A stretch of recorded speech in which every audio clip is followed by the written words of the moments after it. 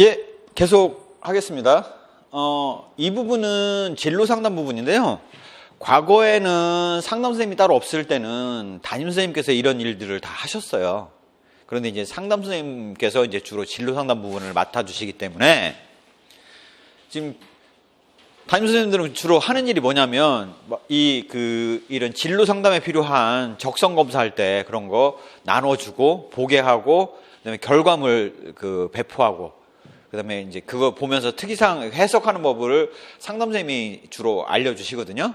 그래서 담임 선생님은 주로 행정 업무 정도만 하세요. 그래서 과거에는 진로 상담이라는 부분이 담임 고유의 개별 면담 사항에서 주로 나왔기 때문에 중요하게 다뤄졌고, 기존에 객관식일 때는 문제가 여러 개일 때는 출제가 됐었는데, 이게 지금 학교 발생 가능한 사례를 놓고 얘기하기가 어렵죠.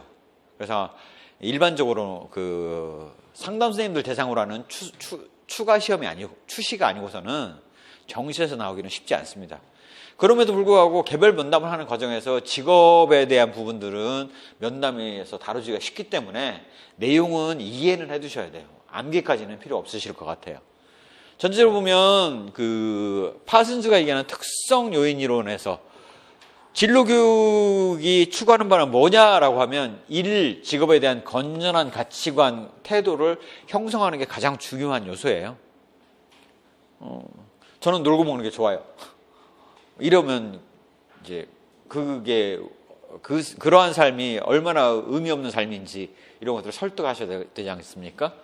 적성, 흥미, 노력, 인성 등에 대한 이해가 필요해요. 즉 본인이 박치인데 가수하겠다고 하는 아이들이 있을 수가 있거든요.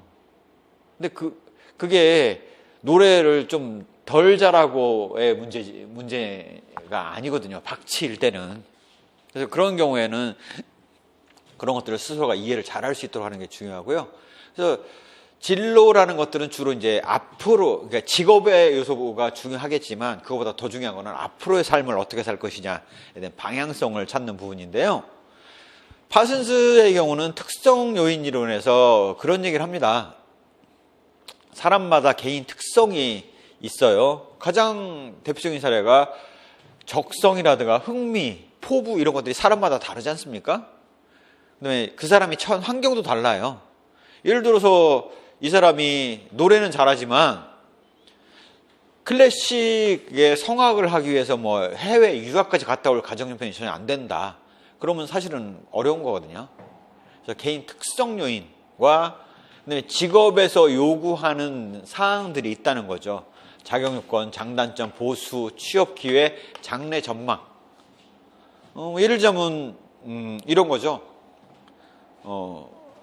운동선수가 되기 위해서는 운동 능력에 있어서의 탁월함이 있어야 되는 거고, 그 다음에 이제 경찰관이 되기 위해서 필요한 능력이라든가 이런 직업에서 요구하는 부분들이 분명히 있거든요. 그래서 그런 부분들을 합리적으로 연결되었을 때 성공 가능성이 높다라는 게 파슨스가 얘기하는 개인 특성과 직업 요인에 결합하는 요인. 잘 연결돼야 된다라는 게 파슨스가 얘기하는 바이다.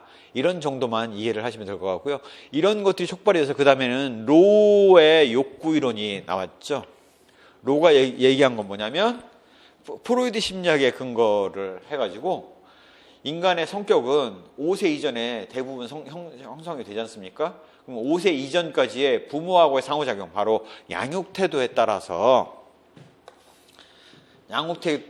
개인의 욕구가 결정이 되고 그 욕구가 결정이 되면 그걸로 인해서 직업 선택에도 영향을 준다라는 게 로의 욕구 이론이 얘기하는 바이죠. 즉 부모가 과잉보호를 해서 가르쳤다, 상호작용을 했다, 그러면 그런 아이들의 경우는 서비스나 예술, 예능 쪽으로 가는 게 바람직하다.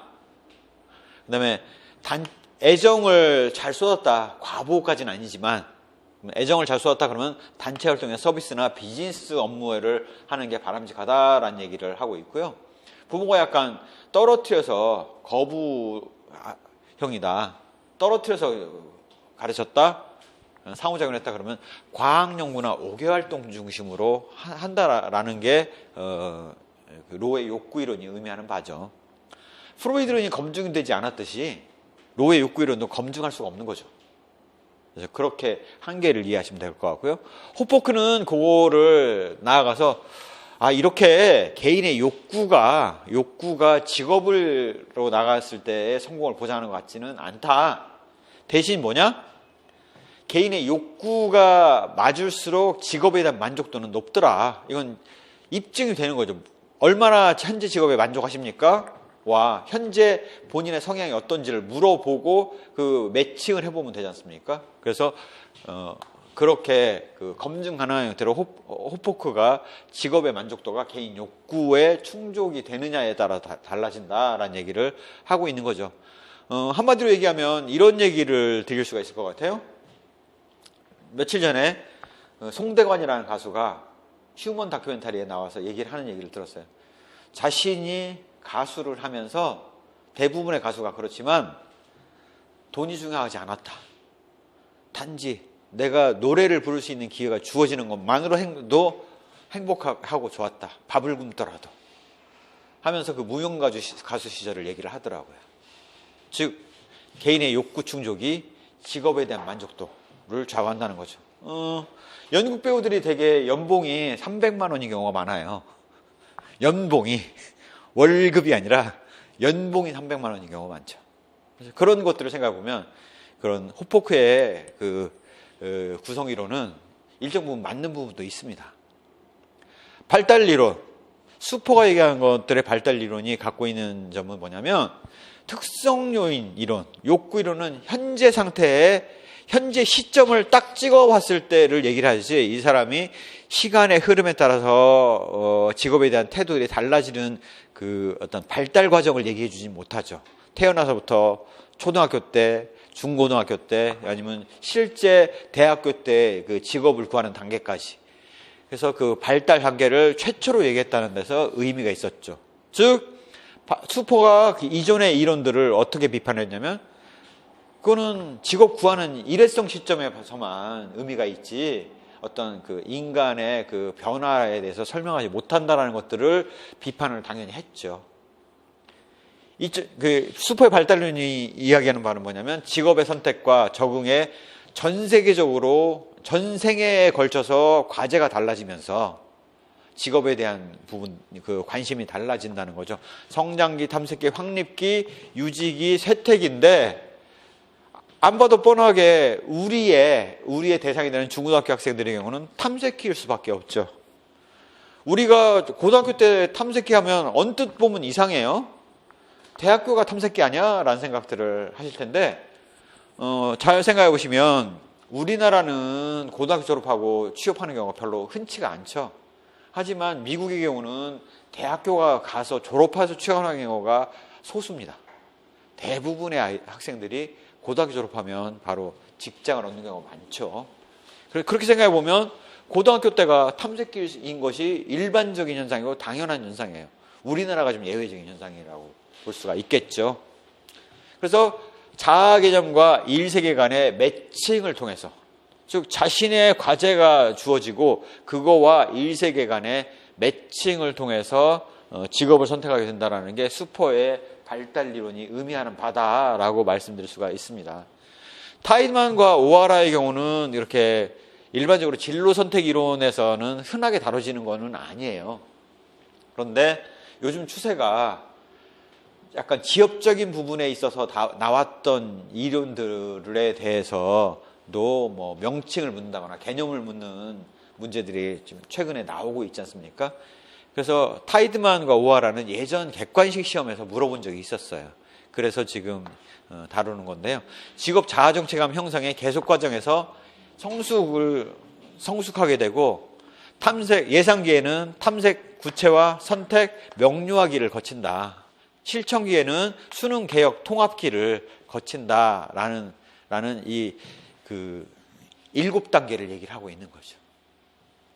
그래서 주로 우리의 대상이 되는 것은 주로 예상기에 해당되는 과정들을 거친다라고 볼 수가 있겠죠. 그런 정도만 이해를 해두시면 되겠습니다. 즉 직업 자아 정체감 형성이 일회성으로 끝나는 게 아니라 계속적인 과정 안에서 성숙하게 된다라는 것들이죠. 즉 수포의 발달 이론을 더욱더 일반화한 개념이라고 이해를 하실 수가 있겠습니다. 홀랜드의 경우는 성격과 인성에 의해서 직업 선택 이론을 얘기를 하고 있는데요. 이 육각형 모델을 제시를 하고 있어요.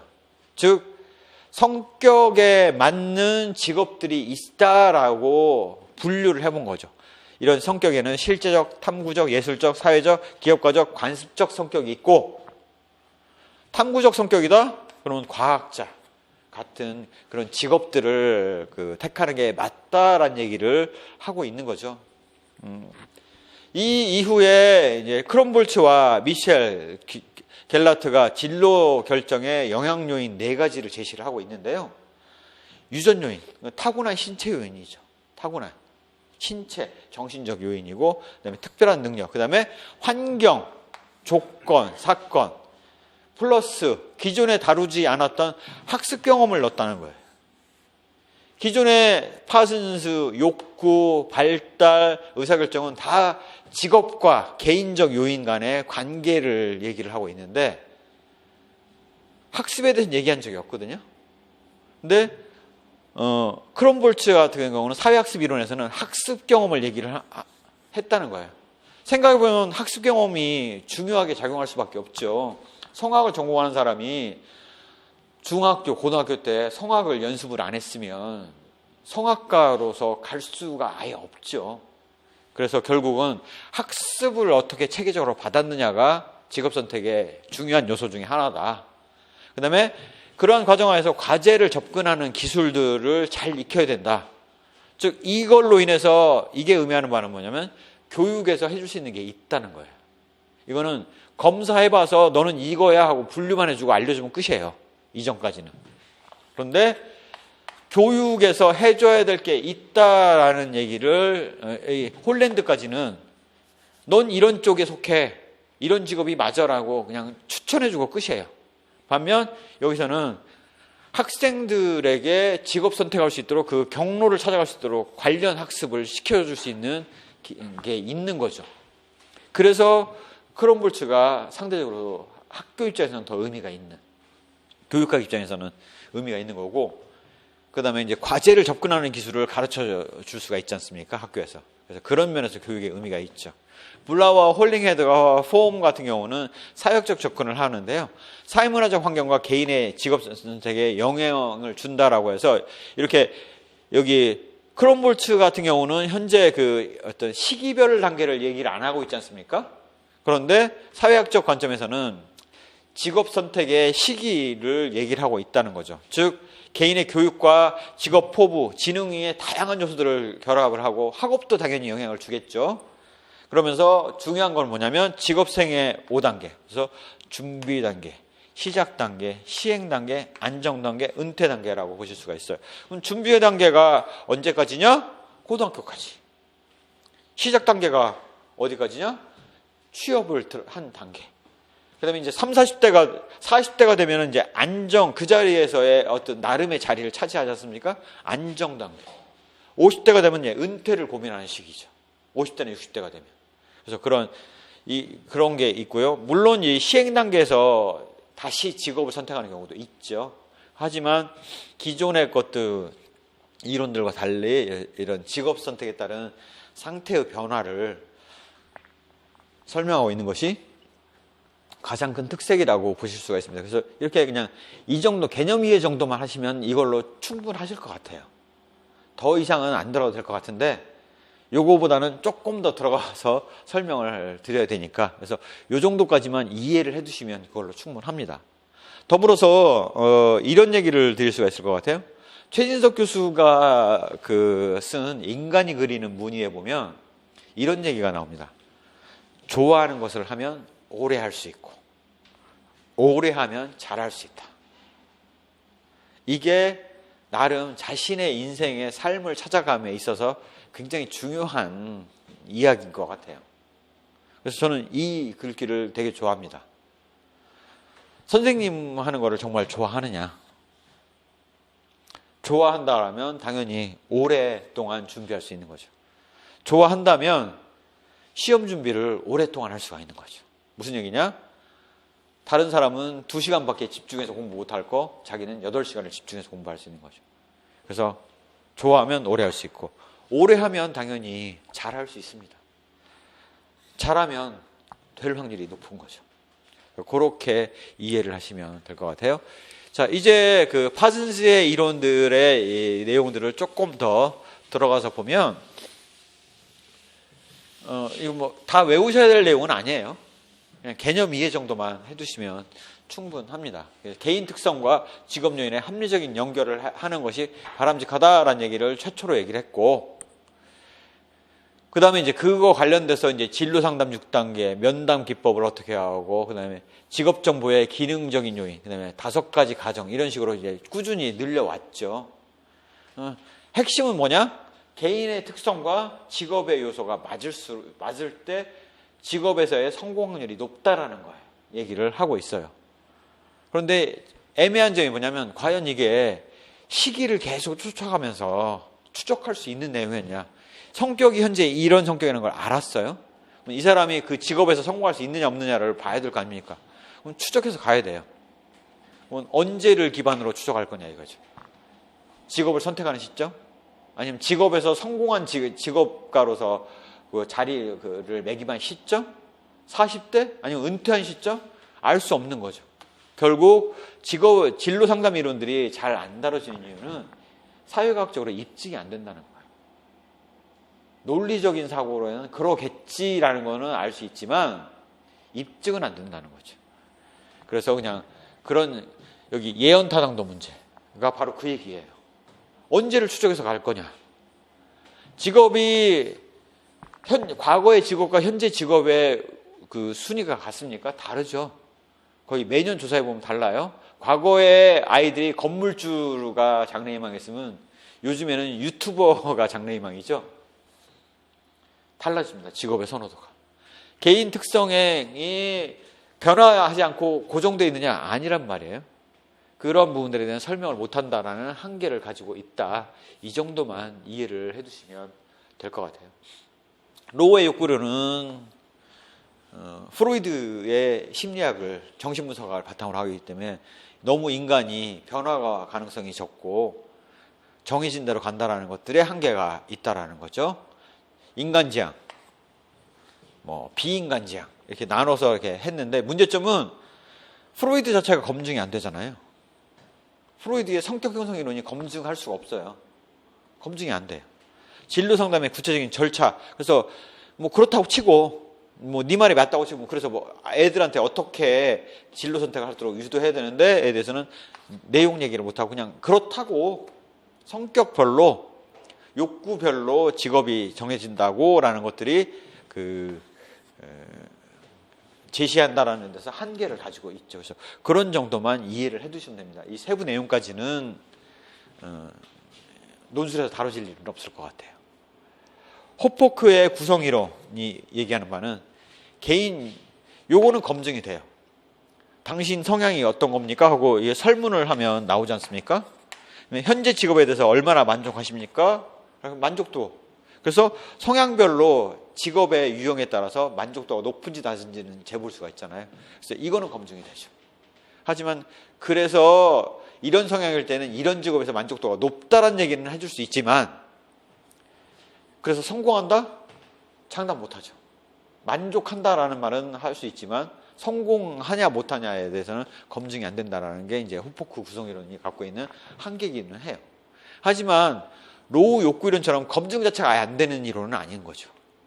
검증은 되는 거죠. 그래서 그렇게 이해를 하시면 그걸로 충분합니다. 수포의 발달 이론인데요. 수포의 발달 이론이 기존의 이론보다 특이한 점은 뭐였냐면 일단 발달 단계를 제시하고 있다는 것이 특이한 이론이기도 해요. 하지만 그것보다 더 중요한 점은 바로 발달 과업의 측정을 위한 지표를 개발했다는 거예요. 측정 지표를. 측정 지표가 개발돼야지 후속 연구가 가능할 거 아니겠습니까? 그래서 기존에는 막연하게 그냥 분류만 해두고 말았다면 이 사람이 이런 성향이야, 이런 거야, 라는, 이런 고민을 하고 있어 라는 측정 지표를 개발했다는 게 그 가장 큰 특색이 있는 거죠. 이제 와서 드디어 사회과학 연구가 가능해졌다라는 얘기를 하는 거죠. 그래서 수포의 발달 이론이 상대적으로 중요해요. 요까지는 그냥 내 생각에 그래 라면 수포의 발달 이론은 이거를 추성 연구를 할 수 있어 라는 얘기를 할 수가 있는 겁니다. 직업 선택에 따른 그 변화이고요. 나머지 그래서 이제 당연히 이런 그 발달 이론의 의미는 전생에 걸쳐서 연속적 과정이더라. 기존에는 딱 그 시점밖에, 직업 선택 시점에서 성격이 어떠냐, 욕구가 어떠냐, 그런 것만 봤다라면 직업 선택 시점에, 여기서는 생애 전체에 걸쳐서 발전할 수 있다는 것들을 얘기를 했다라면서 그냥 특색을 가지고 있죠. 이로 인해서 이 사람이 목표하는 바가 있고 현재 발달 수준을 비교해보면 부족한 부분이 있을 수 있잖아요. 그런 부분에 있어서는 진로 발달 프로그램으로 개발을 할 수 있는 거죠. 그래서 개선 가능성을 두고 있기 때문에, 그러니까 이러니 이거 해, 이러니 이거 해라고 그냥 분류해주는 역할이 아니라 당신 이걸 원하는데 현재 발달 수준이 이러면 이걸 이렇게 발전시켜라는 발달 프로그램을 제시했다는 면에서 가장 큰 특색이 있고, 나머지 과정은 읽어보시면 될 것 같아요. 보면 14세 요까지가 성장기인데, 14세면 딱 중학교 2학년 정도죠. 그래서 고등학교의 경우는 탐색기, 그래서 중학교까지는 직업에 대한 고민이 없는 시기라면 고등학교 때는 탐색기를 통해서 자아를 검증하고 직업을 탐색하고 하는 역할들을 하지 않습니까?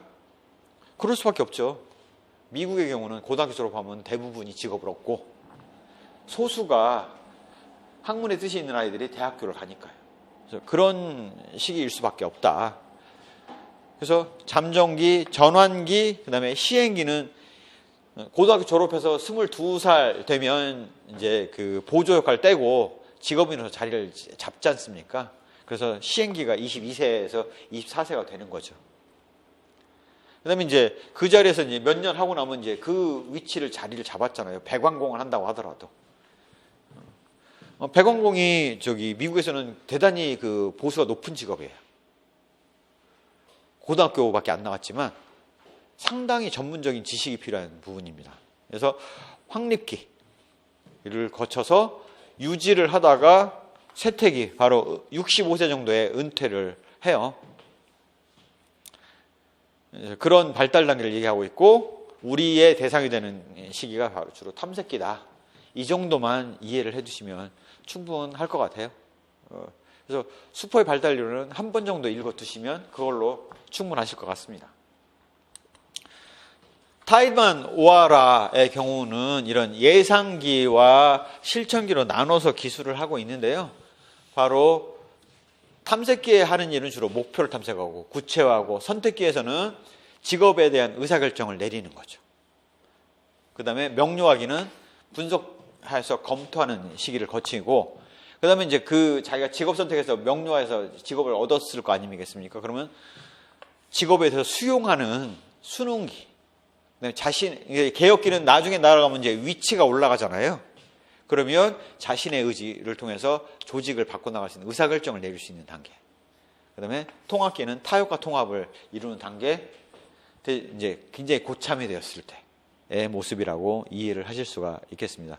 직업의 자아 정체감 형성의 계속 과정이라는 거죠. 수포의 발달 이론 이후에는 그게 꾸준히 이루어지는 그 과정으로 이해하면서 그 과정에서 성숙하게 된다라는 얘기를 하는 것은 나이 연령대를 제공하고 있지는 않지만 발달 이론을 깔고 있다는 사실들을 알 수가 있습니다. 여기 진로 발달을 그래서 일을 직면하실 때 점차 분화와 통합하고 직업에 대해서 정체감을 형성하게 된다라는 얘기를 타이드만과 오하라가 하고 있다라고 이해를 하시면 될 것 같아요.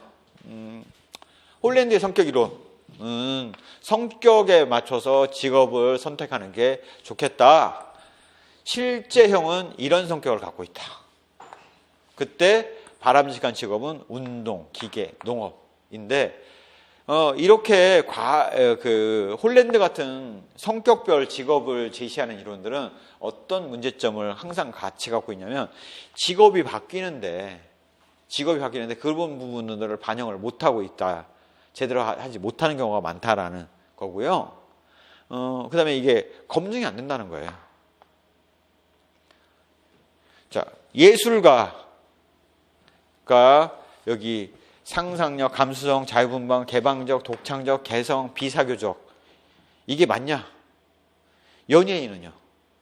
비사교적이 예술가 쪽에 들어가는 것 같은데 비사교적일 수가 없죠. 말이 안 되죠. 그래서 그런 직업의 변화들을 제대로 설명해 주지 못하고 있다. 성격이 과연 이렇게 6가지로 기계적으로 분류가 되느냐?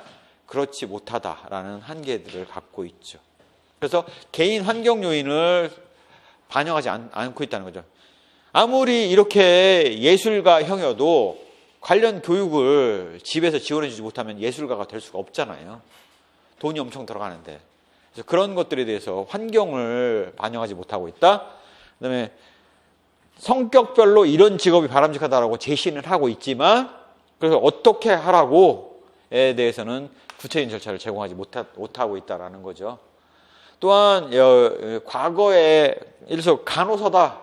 그러면 지금은 당연히 남자 간호사도 있으니까 남자의 직업으로서도 생각을 하지만 권투선수다 그러면 여자 권투선수도 있기 때문에 여자 직업으로도 생각을 하지만 여기에는 그런 성적 편견이 포함이 되어 있다라는 거죠. 성격 발달 과정에 대해서 이 현재 성격이 그래라는 얘기만을 하고 있지 이 성격이 안 바뀌고 계속 가느냐? 안 바뀌는 부분도 있지만 바뀌는 부분도 많이 있는데 그런 부분들에 대해서는 반영이 없이 그냥 어떻게 이런 성격이 나왔냐에 대한 설명이 없이 그냥 기계적으로 분류하고 있다는 게 한계점이다 라고 이야기를 하고 있죠. 그래서 자신이 바뀌는 부분도 반영하지 못하고 있고 직업이 달라지는 부분도 반영하지 못하고 있다는 거에 한계를 홀랜드의 성격 형성 이론은 가지고 있습니다. 그래서 그런 한계점들만 이해를 하시면 돼요. 크롬볼츠 미셸 갤라트의 사회학습 이론은 기존과 달랐던 점이 뭐냐? 정해진 요소, 개인적인 요소, 직업 요소는 외부 요인이에요. 교사 입장에서 보면 가르칠 수 있는 게 없어요. 정해진 요인이라고요. 그런데 크롬볼츠 미셸 갤라트는 뭘 얘기하고 있냐면 환경적 조건과 학습 경험, 가르칠 수 있는 요인이 있다는 얘기를 하고 있는 거죠. 그래서 진로 상담을 통해서 학습을 통해서 사전 대비할 수 있는 것들을 얘기를 하고 있습니다. 예를 들자면 연예인이 되고 싶다? 그래? 그럼 너 댄스 동아리 한번 들어가 봐라. 이런 것들. 연극반이 있다. 그런 쪽도 설명할 수 있고요. 진로 신념검사 같은 것들을 발전시킬 수가 있었다라는 게 기여한 점이라고 볼 수가 있습니다. 블라우와 홀링헤드 포럼은 이러한 요인들을 확장해서 직업생의 5단계로 나눠봤다라는 게 가장 큰 요인이다라는 정도로 이해를 하실 수가 있습니다. 이런 정도만 읽어만 두시면 돼요. 왜? 진로 상담은 주로 누가 하시냐면 상담 선생님이 하세요. 하지만 개별 면담을 통해서도 선생님들이 각 30명을 면담을 하실 때 이런 요인들은 다뤄질 수밖에 없습니다. 예를 들어서 이 학생이 공부엔 취미가 없어요. 그러면 선생님 입장에서 담임 선생님으로서 이 아이의 진로를 같이 고민을 해야 될 거 아니겠습니까? 그런 데 필요하기 때문에 너 자아실현을 어떻게 자아실현을 하고 싶어? 라고 얘기하면 그 부분은 진로 발달에 관련된 지식이 들어갈 수밖에 없죠. 그래서 그렇게 이해를 하시면 그걸로 충분합니다. 자, 그 다음에 이제 상담인데요. 상담하면 상담 선생님만 해야 돼요. 이거를 뭐라고 바꿔 생각해 보시면 딱 맞냐면 개별 면담. 이거는 담임 선생님이 각 학생들 하실 거 아닙니까? 가장 바람직한 면담 기법들을 모아놓은 게 상담이론이거든요. 문제를 파악하고 하기 위한. 그래서 개별 면담의 방법들을 잘 아는 것들은 학생들과 의사소통을 하는데 대단히 중요한 요소이기도 합니다. 그래서 생활지도 방법 중에 하나예요. 왜? 옛날에는 상담선생님이 따로 없었어요. 모든 사람들 향해 촉진적 의사소통을 하고 문제 해결 능력을 키우는 거예요. 즉 상담을 통해서 공부하는 방법도 개별 지도를 해주셔야 되고 학습 동기 유발도 개별적으로 하셔야 되고 그다음에 그 학생의 어려운 점, 그 학습을 방해하는 요인들도 파악해서 도와주셔야 되는 거죠. 목표는 1차는 당면 증상과 문제 해결이죠. 무슨 얘기냐? 되게 면담을 하는 아이들은 대부분의 경우는 선생님 저 이런 게 고민이 있어요 라고 요청하는 경우거든요. 그래서 그 어려움을 겪고 있는 것들을 일단 문제 해결하는 게 하고 괴로워하는 것들을 없애주는 게 일단 1차 목표고요. 나아가서 그 현재 상태에서 그냥 그대로 문제점만 제거하는 게 목적이 아니고 더 나아가서 스스로가 그러한 문제 해결을 할 수 있도록 북돋는 역할을 하는 거죠. 이런 일이 차후에 발생했을 때는 알아서 처리할 수 있도록 까지 나가는 게 상담의 2차 목표라고 보실 수가 있습니다. 변화를 촉진시켜야 되죠. 원리는 상담이라는 것들은 사람마다 성향이 다르기 때문에 개별화를 할 수밖에 없어요. 의도적으로 감정 표현을 하게 하는 겁니다. 통제돼서 정서에 관여하는 거예요. 즉 학생의 정서에 선생님이 개입을 하게 되는데 그거를 무조건 시키는 대로 해 이게 아니죠. 통제되어서 스스로가 할 수 있도록 하면서 잘 막히는 부분만 좀 뚫어주는 역할을 한다라고 보시면 될 것 같아요. 특히 중요한 부분은 상담에서 중요한 부분은 수용, 비심판적인 태도를 견지를 해야죠. 심판적인 태도를 견지하면 학생이 이해하기를 않겠죠. 자기 결정을 유도를 해야 돼요. 무슨 얘기냐? 고민하는 부분의 상당 부분은 정답이 없는 문제이잖아요. 정답이 없는 문제에 어떻게 선생님이 이게 맞아 라고 얘기할 수 있겠습니까? 스스로가 결정할 수 있는 걸 주는 게 맞는 거고 스스로 결정할 수 있게 하는 게 바로 문제 해결력을 키우는 거 아니겠습니까? 상담에서 했던 얘기는 너 저번에 상담할 때 보니까 이런 얘기 하대 라고 떠벌리면 큰일 나는 거죠. 그러면 누가 상담을 하겠습니까? 그 다음에 선생님이 학교에서 학생들을 대하면서 진솔함을 갖춰야 되는 가장 근간은 개별 면담할 때예요. 선생님이 슈퍼맨이 아니고 아이들도 슈퍼맨이 아닌 거를 알고 있어요. 근데 마치 다 해줄 것처럼 하는 거는 말이 안 되는 거죠. 나만 믿고 따라와 다 해줄게. 이거는 말이 안 되는 얘기입니다. 그래서 진실하게 대해야지. 진실성을 느껴야지 학생들도 마음을 열고 진실하게 대화를 하죠. 그래서 그러한 것들이 대단히 중요합니다. 결국 이 원리가 복잡한데 이거를 요약 정리하면 바로 이게 돼요. 수용적 존중, 공감적 이해, 진실성과 일치성을 가지고 상담 내지는 개별 면담을 했을 때 학생들이 스스로가 마음을 열고 하고 싶은 얘기를 할 수가 있는 겁니다. 이러한 그 수용적 존중이라는 거의 의미는 내담자가 하는 얘기를 받아들여 주는 거예요. 같이 내담자 입장에서 같이 이해를 해주는 거예요. 그래서 선생님이 얘기를 할 때 나는 학생, 너는 학생이고 난 선생님이야가 아니에요. 그냥 인간 대 인간으로서 전제 조건 없이 존중해 주는 거예요. 왜? 지적으로 똑같은데 중학교 고등학생이면 지적으로 똑같은데 왜 선생님이 위에 있습니까? 그냥 전제 조건 없이 인간 대 인간으로서 존중해 주는 게 한마디로 얘기하면 수용적 존중이에요. 내담자가 느끼는 감정 그대로를 있는 그대로로 표현할 수 있도록 장을 열어주는 게 수용적 존중이죠. 공감적 이해는 학생들이 하는 이야기를 선생님이 듣고 그냥 이건 내일 아니니까 하고 그냥 물러서 있으면 안 돼요. 같이 마치 내가 학생이 된 것처럼 같이 느끼고 같이 공감해야 되죠. 그래야지 내담자가 어떤 어려움을 겪고 있고 어떤 감정을 느끼고 있고 어떤 경험을 하고 있고라는 것들을 같이 느끼죠. 같이 느껴야지 문제에 대한 해결 방안을 찾을 거 아니겠습니까? 그래서 공감적 이해죠. 즉 내담자를 받아들여 주는 거, 수용. 그 다음에 상호 공평한 관계 속에서 의사소통을 충실히 하는 거. 이게 공감적 이해이고요. 그 다음에 이제 상담자가 이제 내담자에 대해서, 학생에 대해서 이제 대응하는 것들은 바로 진실성과 일치성을 가지고 대해야 돼요. 그러니까 진솔하게 대해야 된다는 거죠. 무슨 얘기냐? 학생이 바보가 아니잖아요. 선생님이 슈퍼맨이 아니고 모든 걸 해결해 줄 수 없다는 걸 안다고요. 근데 마치 내가 다 해줄 것처럼 얘기를 한다면 그거는 오도하는 거죠. 현실이 동화책에 나오는 현실이 아니지 않습니까? 동화책에 나오는 이야기가 아니잖아요. 현실은 냉혹하단 말이에요.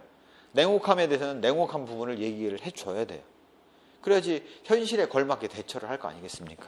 그래서 아니라고 생각했다는 부분은 그 얼굴을 봐서 나도 그게 맞는 것 같아 라는 식의 얘기는 안 되는 거죠.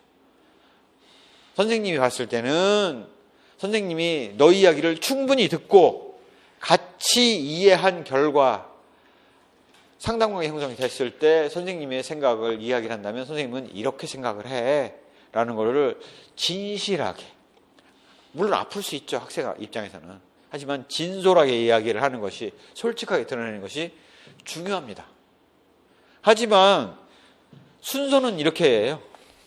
일단은 학생의 얘기를 충분히 수용하면서 들어줘야 되고, 그 다음에 공감을 하면서 이해를 해야 되고, 최종적으로 모든 게 이해가 됐을 때 진실성과 일치성을 가지고 학생에게 조언을 하는 것들이 필요한 거죠. 이게 바로 상담관계 형성이라고 보실 수가 있습니다. 그래서 이런 상담의 유형은 여러 가지가 있어요. 치료적, 발달적, 심리, 진로 상담, 코칭 이런 게 있다라는 정도만 읽어두시면 그걸 충분하고요. 그래서 일반적으로 학교 현장에서 발생하는 이런 상담의 과정을 보면 첫 번째는 관찰을 하게 돼요. 언제? 조회나 종례 시간에. 그 다음에 판단을 하죠. 아, 얘는 면담이 좀 필요하겠구나. 한마디 이제 툭툭 던져보기도 하죠. 조회, 종례 시간에. 그 다음에 상담관계 형성인데 바로 수용적 존중, 공감적 이해, 진실성과 일치성. 바꿔서 얘기하면 이게 말이 좋아서 상담관계 형성이지 실상은 이게 담임선생님의 학생들을 대하는 기본 자세예요. 다를 거 아니라고요. 딱 이거라고요. 담임이 갖춰야 될 기본 자세는 수용적 존중, 공감적 이해, 진실성과 일치성이에요. 성적 올라갔으면 좋겠어요. 그러면 선생님이 성적 조작해 줄 수 있습니까? 그럼 말이 안 되죠. 진실성과 일치성이죠. 그 다음에 상담 구조를 세우는데 이게 필요한 이유가 그거예요. 선생님은 1명이고 학생은 30명이에요. 그러면 선생님의 시간이라는 자원을 균등 분배를 할 수밖에 없다고요. 그래서 하나 학생을 붙들고 1년 내내 그 학생만 해결하는 건 말이 안 되죠. 그래서 상담 구조를 세워서 명료화하고 상담 목표를 구체화하고 속도 조절을 해야 돼요. 상담이 문제 해결을 완벽하게 해주지, 문제 해결을 해줄 수 있는, 완벽하게 해결해 줄 수 없다라는 한계는 알아야 된다고요. 알고 상담을 해야 된다고요. 그 다음에 이제 개입할 부분이 있으면 개입하고, 개입하면서 학생들이 제대로 안 되면서 위기 상황을 겪기도 하죠. 그렇게 하면서 성숙해 나가는 거죠. 이제 스스로 해결할 수 있는 능력을 갖추게 되면 상담을 종결하게 되는 겁니다. 그래서 상담 관계 형성이 이렇게 되어 있지만 제가 추천하는 방식은 이게 담임선생님의 기본 자세다. 달리 있는 게 아니다. 라는 얘기를 주로 말씀을 드립니다. 자, 그러면 상담 기법 자체가 학생들과의 대화하는 기법이라고요. 학생들과 담임으로서 대화를 어떻게 할 거냐? 대화하는 기법이에요. 그렇게 하는 것들을 보면 첫 번째는 구조화를 합니다. 매사에 조회 시간, 종례 시간 정해져 있어요. 그 시간 안에 학생들과 대화를 하는 기법은 구조화를 하는 거예요. 상담 조건, 한계, 방향에 대해서, 즉 우리가 오늘 만난 거에서 대화를 하는 거는 약 얼마 정도 시간을 대화를 하자. 라고 한계를 정하고 우리가 대화를 하면서 나온 이야기들을 통해서 선생님은 비밀을 지킬 거고 비밀 준수를 할 거고 그 다음에 그러한 것들이 과도한 기대를 하지 않도록 하는 구조를 세우는 것들이 그 첫 번째 단계이고요. 그 다음에 하는 것들은 선생님이 하는 것들은 경청해요. 그래 선생님이 네가 하고 싶은 얘기가 뭔지 한번 들어볼까? 라고 경청하는 게 가장 중요합니다. 학교에서 담임선생님들이 제일 안 되는 게 근데 이거예요. 제일 안 되는 게 이거예요. 경청이 제일 안 됩니다. 많이 들어야 되는데 안 들어요. 그게 가장 큰 문제라고 볼 수가 있습니다. 경청을 하면서 해야 될 것들은 바로 반영하는 거죠. 이야기의 주제를 학생의 이야기를 대화하는 내용으로 자꾸 끌어들이는 거예요. 학생이 하는 이야기를 대화의 주제를 끌어오는 거예요. 선생님이 하고 싶은 얘기를 하는 게 아니라 학생의 이야기를 끌어오는 거죠. 이게 숨겨진 감정을 파악하는 겁니다. 그래서 학생이 이야기를 하면 그 주제를 네가 이런 이야기를 하고 싶은 거구나 라고 그 주제를 반영해서 그쪽 이야기로 끌고 나가는 게 반영이에요. 선생님의 의견은 하나도 표출을 안 했어요. 학생이 하는 이야기를 이야기 주제로 삼아서 계속 끌어 들어오는 게 반영입니다. 선생님하고 이야기를 하는데 네가 이 얘기를 하고 싶구나, 이런 얘기를 하고 싶구나 라는 것들을 계속 묻고 확인하고 하면서 그 얘기로 계속 끌어나가는 게 반영이에요. 그 다음에 명료화를 해요. 이거는 뭐냐? 학생한테 물어보는 거예요. 네가 이렇게 이야기한 이게 이거야? 하고 선생님하고 의사소통이 안 되는 부분들을 명확하게 네가 얘기한 게 이런 거구나 라고 명확하게 구분해내는 거죠. 구분해내서 학생이 애매하게 이야기한 것들을 명료화 시켜주는 거죠. 즉 아직까지도 선생님의 의견은 하나도 안 들어갔어요. 대신 조금 더 학생의 이야기를 명확하게 의사소통할 수 있도록 받아들인 거죠. 네가 얘기하는 왕따라는 게 뭐야? 어떤 그 왕따라는 게 무슨 개념이야? 라고 하면 학생들이 제가 생각하는 왕따라는 건 이런 거예요 하고 얘기를 할 거 아니겠습니까? 이게 바로 명료화 과정을 거치는 거죠. 그 다음에는 직면하게 하는 거예요. 직면하게 하는 게 뭐냐면 학생들하고 대화 과정에서 학생들 스스로가 모순된 이야기를 하는 경우가 있습니다. 모순된 이야기를 해요. 그러면 네가 앞에서 얘기할 땐 이랬는데 지금 얘기하는 이렇게 하는 건데 그럼 이건 그 상반되는 거 아니야?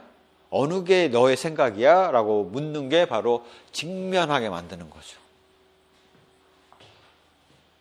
갈등이 되면. 그래서 스스로가 왔다 갔다 하는 부분들을 왔다 갔다 하지 않도록 하는 게 직면이고요. 그러면 반영보다는 명료화가 더 깊이 접근한 거고 명료화보다는 직면이 더 내담자에게 접근한 거죠. 이제는 해석을 해주는 겁니다. 이때 진실성과 일치성을 가지고 해석을 해줘야 되죠. 무슨 얘기냐? 너의 이야기 선생님이 다 들었고 고민을 해봤는데 그래서 이거는 반영은 초기 단계, 이거는 상담 거의 종료 단계죠. 선생님이 충분히 듣고 봤더니 네가 이런 생각을 하는 것 같아.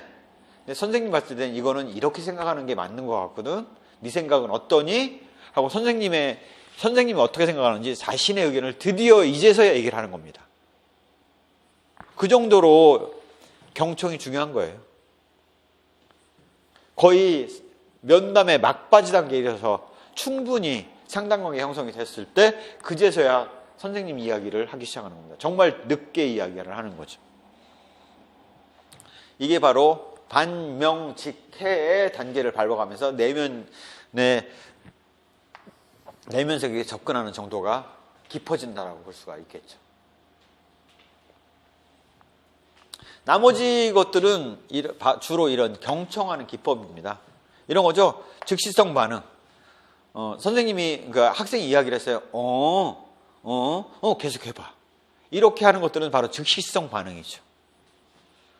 이야기를 계속 이끌어내도록 하는 그래 계속해봐. 이런 것들이 즉시성 반응이라고 볼 수가 있습니다. 그 다음에 바꿔 말하기는 학생이 이야기한 것들을 다른 용어로 명료하게 만들어서 이야기를 하는 거예요. 네가 얘기한 이런 것들이라면 바꿔 얘기하면 이런 걸 얘기하는 거지 하고 이야기해 주는 게 바꿔 말하기예요. 바꿔 말하는 내용이 맞으면 학생은 뭐라고 선생님한테 느끼냐면 선생님이 내 이야기를 들어주고 있구나, 듣고 있구나라는 것들을 느낍니다. 그 다음에 재진술이죠. 재진술은 뭐냐면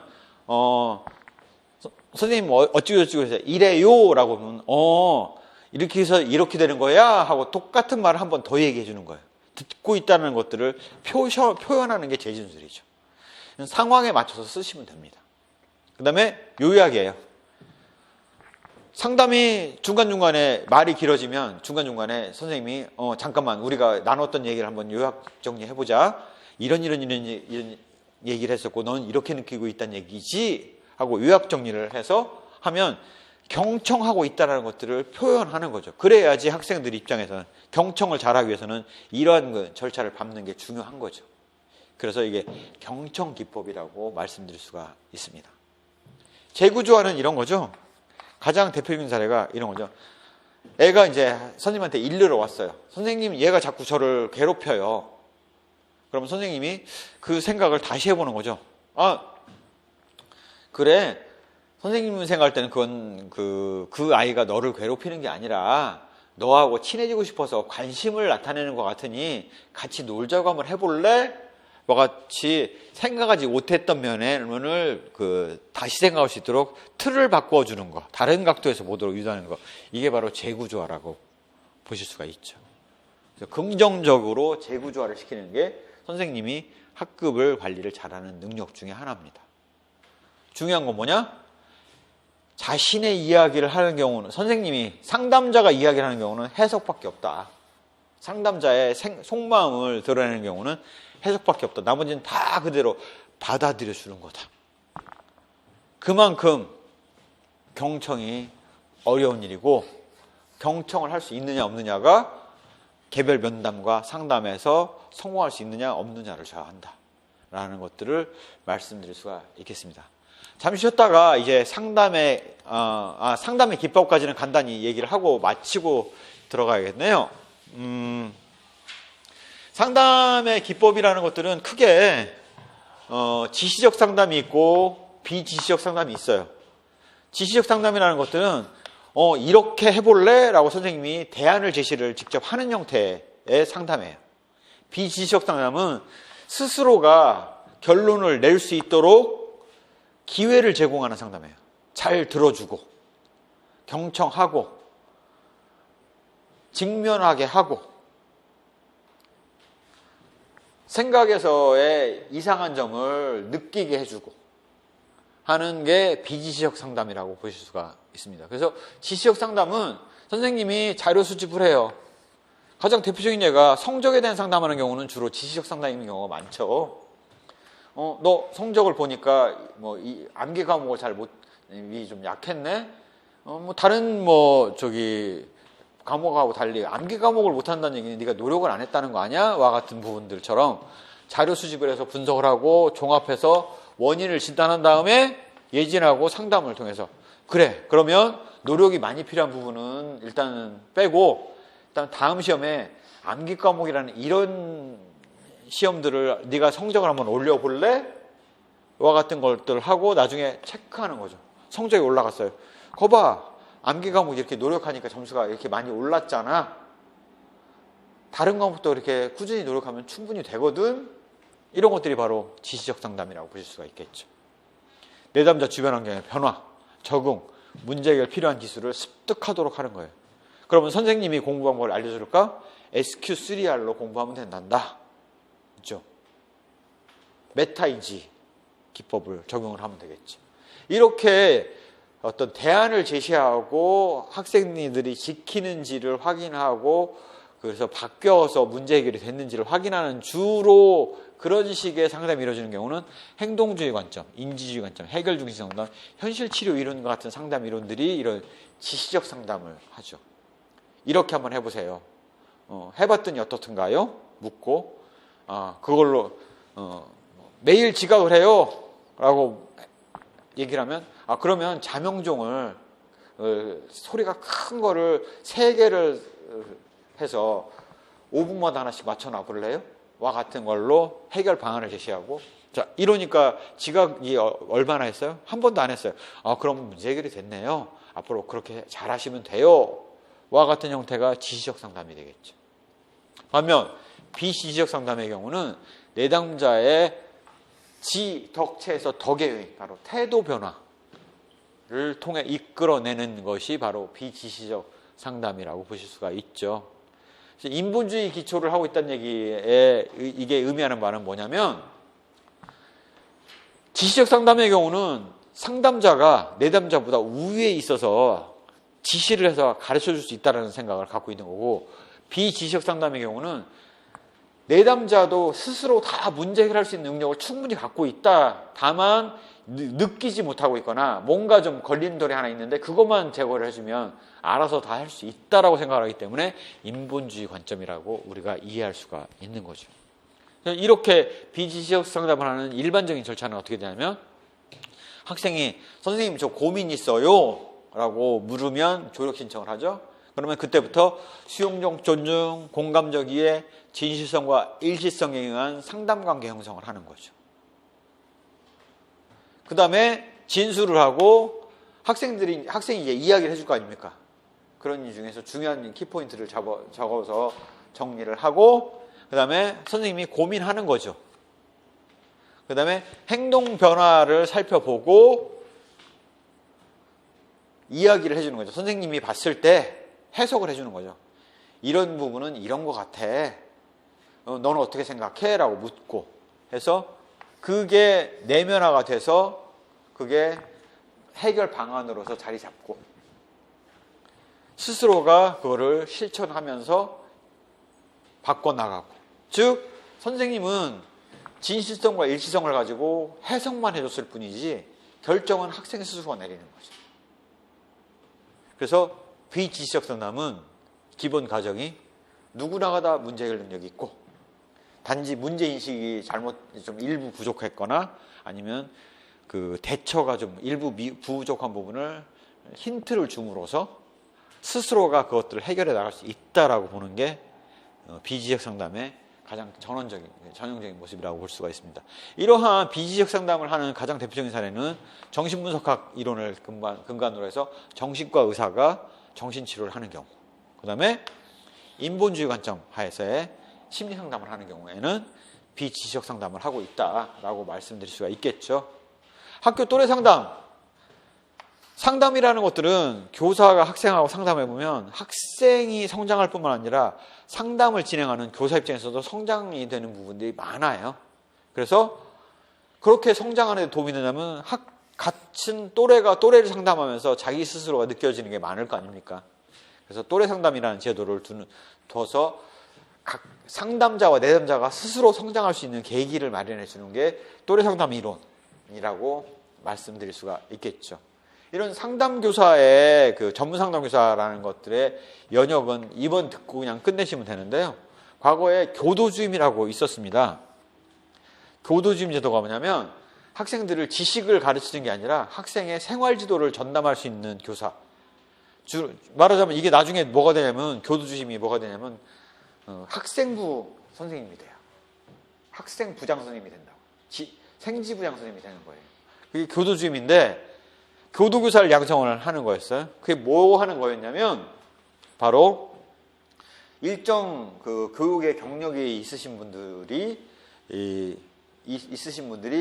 교도교사의 교육, 그 양성 교육을 받고 교도교사 자격증을 취득한 경우에요.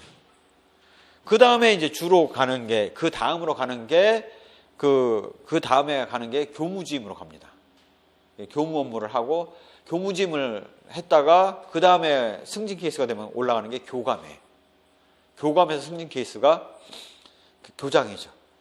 그러다 보니까 교도교사라는 것이 바로 생지부장 내지는 옛날로 따지면 학생부 선생님, 학생부장 선생님이 돼가지고 이분은 앞으로 승진 케이스라고 이제 공인을 받은 케이스예요. 그런 경우가 되기 때문에 교도교사 자격증이 그렇게 이용이 됐다는 거죠. 일반 선생님, 기존에는 선생님 간 구분이 없었어요.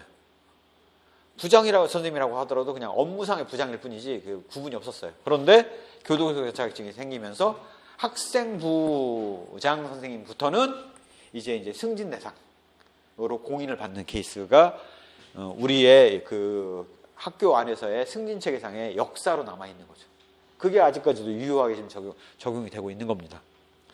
교도주임부사로 바뀌었고요. 그러다가 나중에는 교도교사가 하는 일이 뭐예요? 매들고 애들 패는 것밖에 한 일이 없잖아요, 옛날에. 그러다 보니까 이게 본말이 전도됐단 말이에요. 원래는 교도교사라는 것들은 어떤 상담을 잘해줄 수 있는 교사의 목적을 띠고 했는데 애들 매들고 패는 역할만 하는 교사밖에 안 돼서 왜곡되니까 이거를 학생부 내지는 생활지도부로 전환을 하고 상담 부분은 전문 상담교사를 두기 시작한 거죠. 그래서 전문 상담교사가 나왔고 이런 분들이 상담교사가 많지 않으니까 순회 상담교사를 두고 있죠. 그래서 상담교사에 학교마다 상담교사가 있는 경우가 있고 없는 경우에는 교육청 안에 그 상담교사가 소속이 돼 있거든요. 그래서 그분들이 돌아다니면서 상담을 해주십니다. 그리고 지금 일정 규모 이상이 되는 학교는 상담교사를 두고 있고요. 그래서 그렇게 이해하시면 될 것 같아요. 여기까지 해서 이런 상담교사 제도를 두었고요.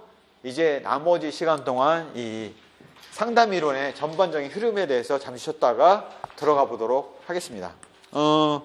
상담이론에서 중요한 점은 지금 상담 선생님이 아닌 경우에는 아마 요 정도까지만 이해를 하시면, 요 표까지 정도만 이해를 하시면 충분해요.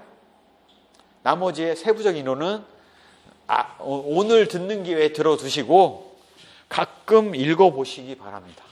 그래서 잠시 쉬었다가 상담의 세부 이론으로 들어가 보도록 하겠습니다.